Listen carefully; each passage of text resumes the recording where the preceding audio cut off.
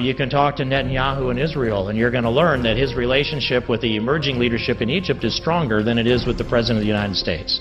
I want to mention that we've had outstanding meetings today with the President of Egypt and with General el-Sisi, with the Pope of the Coptic Church, and also with the President of the American Chamber of Commerce here.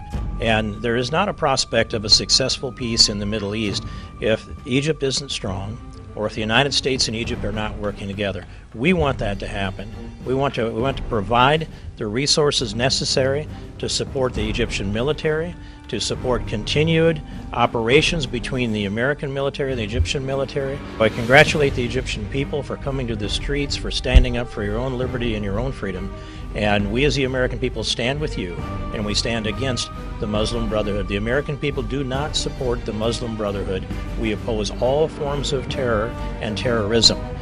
But from my view, anybody that supports Al-Qaeda or is of Al-Qaeda is our enemy.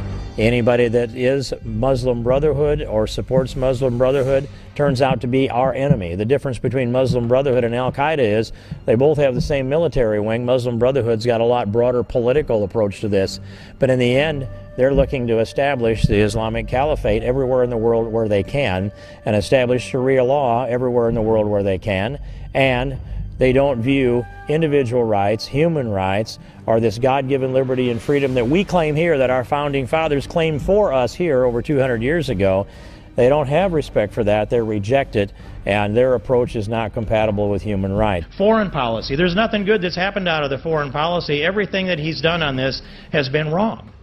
And in the Arab Spring, in the almost 3 years of Arab Springs that we've had now, there's been only one thing that broke our way. And that was Egypt, when Egypt took their country back from the Muslim Brotherhood Morsi.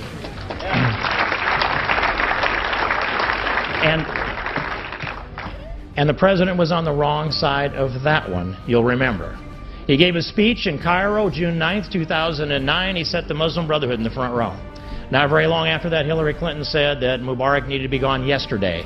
Not very long after that, he was gone. Morsi came in, Muslim Brotherhood, and the way they got out of that was, out of 83 million Egyptians, 33 million of them went to the streets and said, we want our country back. And now the administration is not on the right side of the people of Egypt, and he's opened the door for Russia to move in. And you know what happened in Syria. And you know that the French pushed us into the conflict in Libya. Piece after piece of this, you can talk to Netanyahu in Israel, and you're going to learn that his relationship with the emerging leadership in Egypt is stronger than it is with the President of the United States.